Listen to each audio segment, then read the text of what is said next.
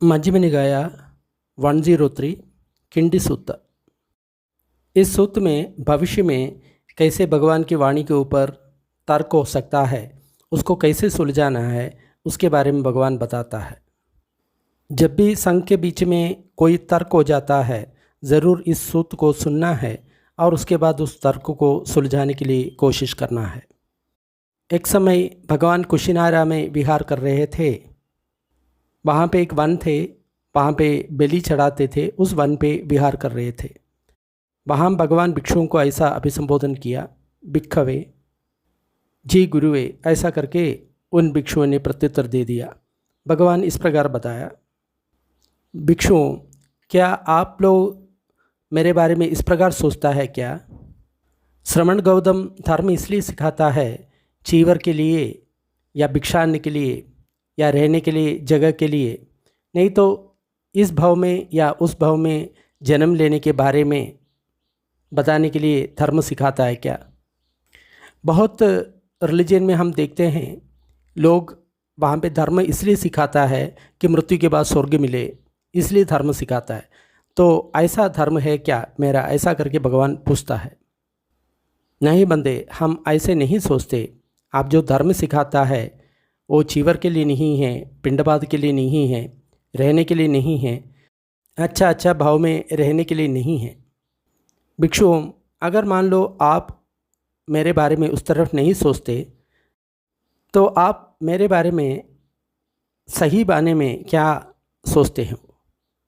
तो भिक्षुओं ने उत्तर दे दिया, बंदे, हम आपके बारे में इस प्रकार सोचते हैं, भगवान को हम पर अनुकंपा है, उस अनुकंपा के कारण भगवान हमको धर्म सिखाता है।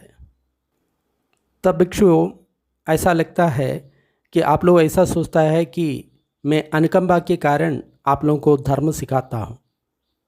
भिक्षुओं, ऐसा है तो आप सभी लोग, मैं अपनी सोच ज्ञान से जो अर्जित किया है और उस ज्ञान को मैंने सिखाया है, आप लोग उसमें अच्छी तरफ अभ्यास करना है। 4 तरह के सतिपट्ठान, 4 तरह के सम्मापधान, 4 प्रकार के इत्थिपाद, 5 इंद्रिय, 5 बल, 7 भोजंग, आर्य अष्टांगिक मार्ग, आप लोग सब बिना झगड़े के इस धर्म में अभ्यास करना है। भगवान यहाँ पे 37 बोधिपक्कीय धम्म के बारे में बताता है। 4 सतिपट्ठान सब जानता है। 4 सम्मापदान का मतलब जो 4 व्यायामों है वही है। 4 इत्तिभात का मतलब छंद, वीर्य, चित्त, मीमांसा इत्तिभात।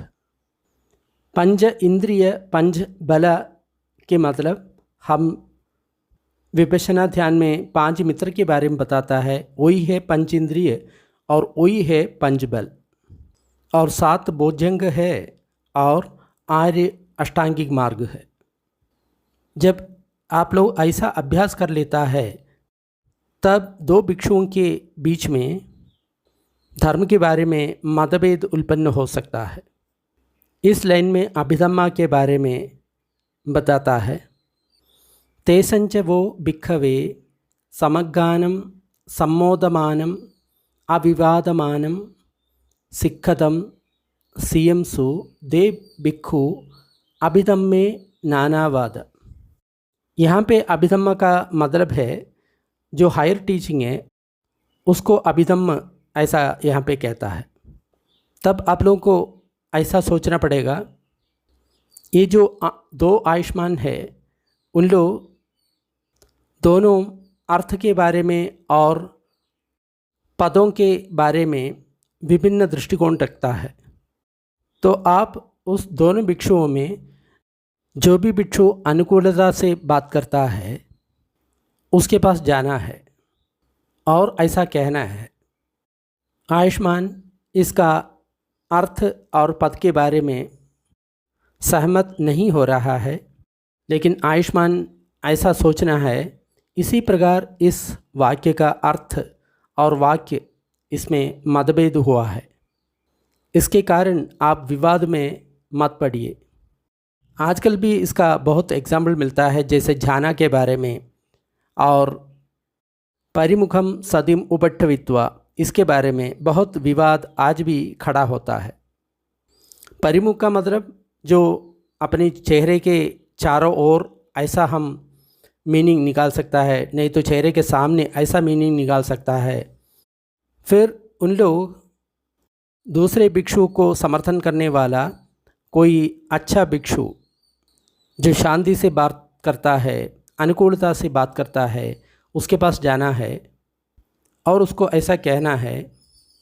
आयुष्मान इस वाक्य के बारे में, अर्थ के बारे में मतभेद में पड़ा है, विवाद में पड़ा है, लेकिन आयुष्मान को ये जानना चाहिए इसी प्रकार इस वाक्य का अर्थ और वाक्य विभिन्न ऐसा लगता है। इसके कारण आप लोग विवाद में मत पड़िए। यहाँ पे क्लियर इंस्ट्रक्शन है, अगर मान लो दो भिक्षु आपस में लड़ता है वाक्य के बारे में, जो भिक्षु प्रेम से मैत्री से बात करता है उसके पास जाकर के उसको समझाना है, और दूसरा भिक्षु के पक्ष में जो बोलता है उसमें जो मैत्री से बात करता है उसको जाकर के ये बात समझाना है। इसलिए भिक्षुओं, आप लोगों को ये याद करना होगा, जो भी गलत तरीके से याद किया है उसको गलत तरीके से याद किया है, जो भी सही तरह से याद किया है उसको सही तरह से याद किया है, ऐसा करके आपको याद करना है।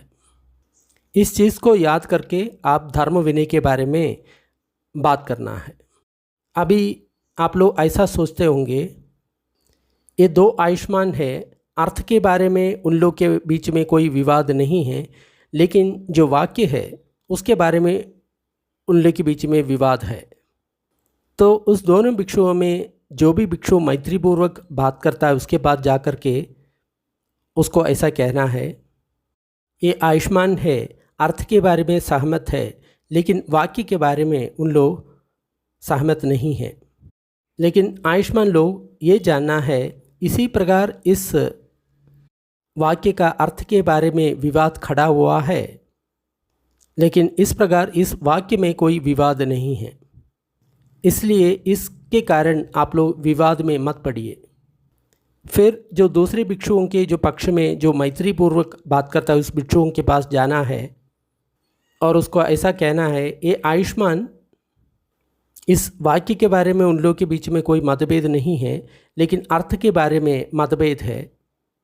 ये आयुष्मान को ये समझना है कि अर्थ के बारे में जो मतभेद इस प्रकार हुआ है और वाक्य के बारे में कोई विवाद नहीं है, वो इस प्रकार हुआ है। इसके कारण आप लोग विवाद में मत पड़िए। इसलिए भिक्षुओं, आप लोग अच्छी तरफ याद करना है, जो भी चीज़ गलत तरीके से याद किया है उसको गलत तरीके से याद किया ऐसा समझना है, जो भी चीज़ सही तरीके से याद किया है उसको सही तरीके से याद किया है, ऐसा करके आप लोग को समझना है।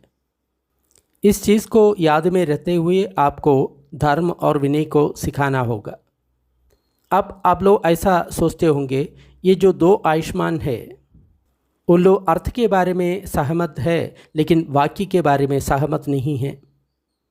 तो ये दोनों आयुष्मान में जो भी आयुष्मान मैत्रीपूर्वक बात करता है उसके पास जाकर के आपको ऐसा कहना है, आयुष्मान लोग अर्थ के बारे में सहमत है लेकिन वाक्य के बारे में आप लोग सहमत नहीं हैं।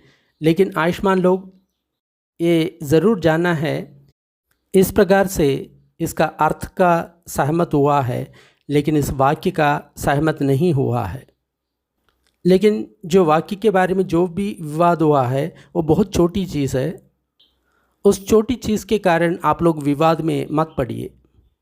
फिर दूसरे भिक्षुओं के जो पक्ष में जो भी भिक्षु है उन लोगों में जो भी मैत्रीपूर्वक बात करता है उस भिक्षु के पास जाकर के आपको ऐसा कहना है, ये आयुष्मान लोग अर्थ के बारे में सहमत है लेकिन वाक्य के बारे में सहमत नहीं हैं। लेकिन आयुष्मान लोगों को ये जानना होगा कि इसी कारण से इसका अर्थ के कारण सहमत हुआ है, वाक्य के बारे में सहमत नहीं हुआ है। लेकिन जो वाक्य है बहुत छोटी चीज़ है, उस छोटी चीज़ के कारण आप लोग विवाद में मत पड़िए।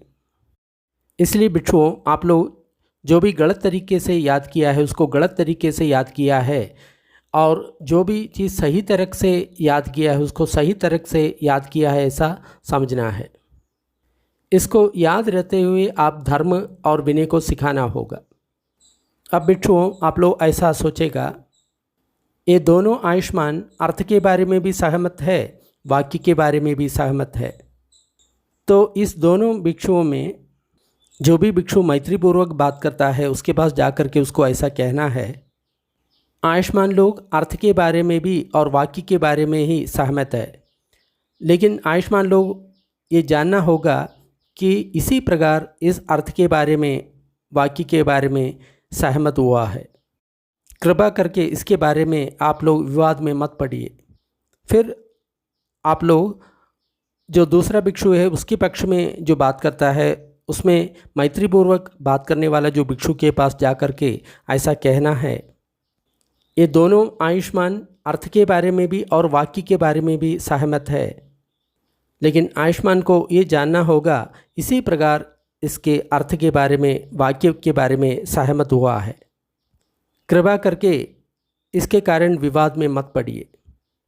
इसलिए भिक्षुओं, आप लोग जो भी गलत तरीके से याद किया है उसको गलत तरीके से याद किया है, सही तरह से जो भी याद किया है उसको सही तरह से याद किया है ऐसा समझना है। इसको याद करके आप लोग धर्म और विनय के बारे में सिखाना है। तो इतनी देर भगवान अर्थ के बारे में और वाक्य के बारे में जो मतभेद होता है उसको कैसे सुलझाना है ऐसा कहता है।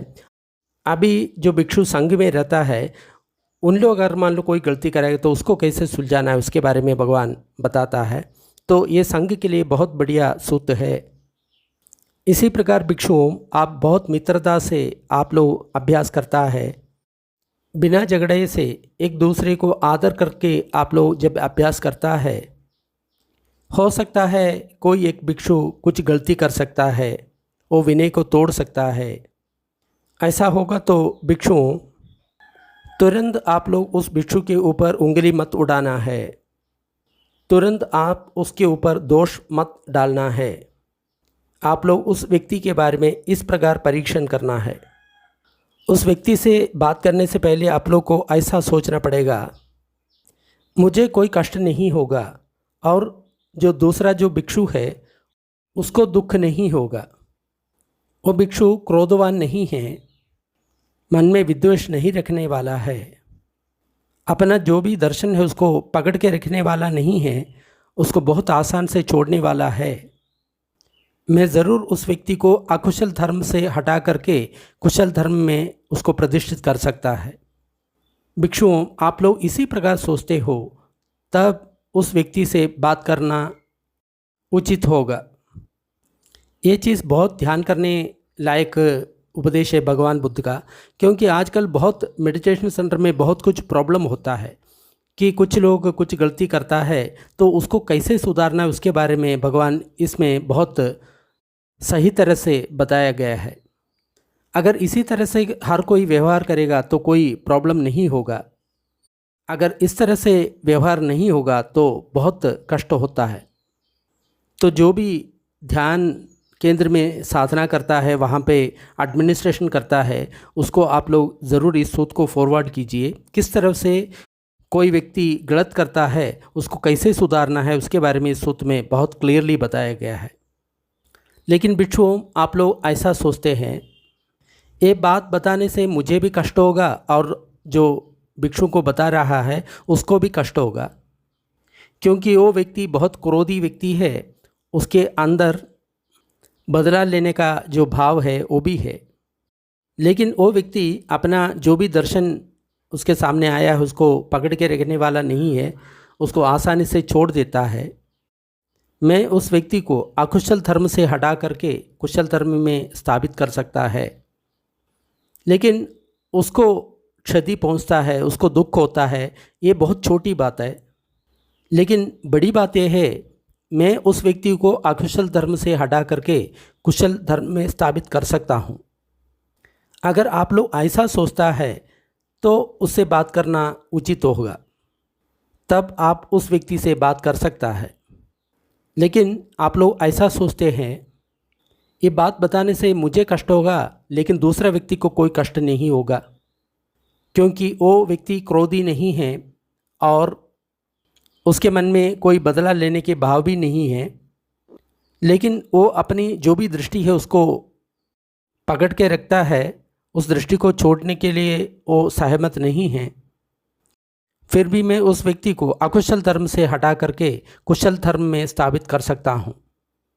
इसलिए मुझे जो कष्ट होगा वो बहुत छोटी बात है, लेकिन बहुत बड़ी बात यह है कि मैं उस व्यक्ति को अकुशल धर्म से हटा करके कुशल धर्म में स्थापित कर सकता हूँ। अगर भिक्षुओं आप लोग ऐसा सोचते हो तो फिर उस भिक्षु से बात करना उचित होगा। उस भिक्षु से बात करने में कोई संकोच नहीं करना। लेकिन भिक्षुओं आप लोग ऐसा सोचते हो, इस बात बताने से मुझे भी कष्ट होगा, उस व्यक्ति को भी कष्ट होगा, क्योंकि वो व्यक्ति क्रोधी है और अपने भीतर द्वेष रखने वाला है। उन लोग के मन में अपना जो दृष्टि है उसको छोड़ने वाला नहीं है, जो भी दृष्टि है उसको पकड़ के रहने वाला है। फिर भी मैं उस व्यक्ति को अकुशल धर्म से हटा करके कुशल धर्म में प्रतिष्ठित कर सकता हूँ। तो इसी के कारण मुझे भी जो कष्ट होगा और उस व्यक्ति को भी जो कष्ट होगा वो बहुत छोटी बात है। लेकिन प्रमुख बात ये है, मैं उस व्यक्ति को अकुशल धर्म से हटा करके कुशल धर्म में प्रतिष्ठित कर सकता हूँ। अगर भिक्षुओं आप लोग ऐसा सोचते हो तो उस व्यक्ति से बात करना उचित होगा, उसमें बात करने के लिए कोई संकोच नहीं है। लेकिन आप लोग ऐसा सोचता है, ये बात उसको बताने से मुझे भी कष्ट होगा और उस व्यक्ति को भी कष्ट होगा, क्योंकि वो द्वेषी आदमी है, मन में द्वेष रखता है, वो अपनी जो भी दर्शन है उसको पकड़ के रखता है, उसको छोड़ने के लिए वो तैयार नहीं है। मैं उस व्यक्ति को अकुशल धर्म से हटा करके कुशल धर्म में प्रतिष्ठित नहीं कर सकता। ऐसा होगा तो उस व्यक्ति के बारे में अपने मन में उपेक्षा या समता रखना है। तो इसी प्रकार संघ में कोई गलती करता है उसको कैसे सुधारना है, उसके बारे में भगवान इस सूत्र में बताता है। भिक्षुओं, आप इसी प्रकार मित्रतापूर्वक अभ्यास करता है, एक दूसरे को गौरव देते हुए बिना झगड़ा से अभ्यास करता है। जो भी विवाद समाप्त हुआ है उसके बारे में फिर एक दूसरे के बारे में मन में विद्वेष आ सकता है, एक दूसरे के दर्शन के बारे में मन में विद्वेष आ सकता है, मन में कड़दा आ सकता है, द्वेष आ सकता है, प्रयास हो सकता है। ऐसा होगा तो एक समूह में जो भी भिक्षु मित्रता से बात करता है, अनुकूलता से बात करता है, उसके पास जाना है और ऐसा कहना है, मित्र, हम लोग जब अभ्यास करता है, आप लोगों का जो पक्ष में जो लोग रहता है वो हमेशा जो भी विवाद ख़त्म हुआ है वो बात फिर लेके आता है। अगर श्रमण उसके बारे में जान लिया तो उन लोग को निंदा करेगा ना। सही प्रकार से उत्तर देते हुए उस भिक्षु ने कहा, जी मित्र, वो श्रमण बिल्कुल इस बात पर निंदा करेंगे। मित्र, उस निंदा को बिना छोड़े हुए एक व्यक्ति निर्वाण को प्राप्त कर सकता है क्या? सही प्रकार से उत्तर देते हुए इस भिक्षु ऐसा कहेगा, जी मित्र, उस निंदा को छोड़े बिना हमको निर्वाण प्राप्त नहीं हो सकता। फिर भिक्षुओं दूसरे पक्ष में जो भी भिक्षु मित्रतापूर्वक बात करता है उसके पास जाना है और उसको ऐसा कहना है, मित्र, हम अच्छा मित्रतापूर्वक अभ्यास करता है, लेकिन आपका जो पक्ष है, जो विवाद समाप्त तो हो गया, फिर उसको लेके सामने आता है। अगर श्रमण ये जानता है तो उसको निंदा करेगा ना। सही प्रकार से उत्तर देते हुए उस भिक्षु कहेगा, जी मित्र, ज़रूर वो श्रमण निंदा करेंगे। मित्र, बिना अब उस निंदा को छोड़े हुए क्या हम निर्वाण प्राप्त कर सकता है? सही तरह से उत्तर देते हुए उस भिक्षु कहेगा, नहीं मित्र, हम उस निंदा को छोड़े बिना निर्वाण को प्राप्त नहीं कर सकते। तब दूसरे लोग उस भिक्षु को ऐसा पूछेगा, एक भिक्षुओं को अकुशल धर्म से हटा करके कुशल धर्म में प्रतिष्ठित करने वाला भिक्षु आप है क्या? सही तरह से उत्तर देते हुए उस भिक्षु को ऐसा कहना होगा, मित्र, मैं भगवान के पास चला गया, उस भगवान ने मुझे धर्म सिखाया। उस धर्म सुनने के बाद मैंने इस भिक्षुओं को उसके बारे में विस्तार से बताया। जब उस भिक्षुओं ने उस धर्म के बारे में सुना तो उन लोग अकुशल धर्म से निकल करके कुशल धर्म में प्रतिष्ठित हुआ। इसी प्रकार सही प्रकार से उत्तर देते हुए उस भिक्षु ने स्वयं खुद को अपने आप गौरव महसूस नहीं करता और दूसरे को भी नीचे नहीं दिखाता। वो धर्म के अनुसार ही उत्तर देता है तो उसको निंदा करने का कोई बात ही नहीं रहता। भगवान ने यही बताया है। भिक्षु लोग तृप्त हो गया और भगवान की बात पर अनुमोदन प्रकट किया। किंडी सूत्रम निष्ठितम। तो इस सूत्र में किस प्रकार से कोई व्यक्ति गलती करता है उसको सुधारना है, संघ में कोई विवाद खड़ा हो गया उसको कैसे सुलझना है, उसके बारे में इस सूत्र में क्लियरली बताया गया है। सूत्र अच्छा लगा तो लाइक और शेयर करें। ऐसा सूत्र और डिस्क्रिप्शन बॉक्स में दिया हुआ है।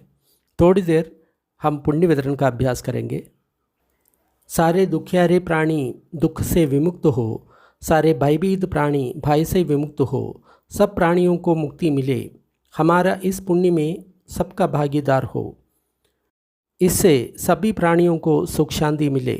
धरती जल और गगन के सारे प्राणी, अथोलोक मनुष्य लोक, 6 देवलोक, 16 रूप ब्रह्मलोक, 4 अरूप ब्रह्मलोक के सारे प्राणी इस पुण्य में भागीदार हो। सभी देवता और ब्रह्मा बुद्ध शासन का रक्षा करे। साधु साधु साधु।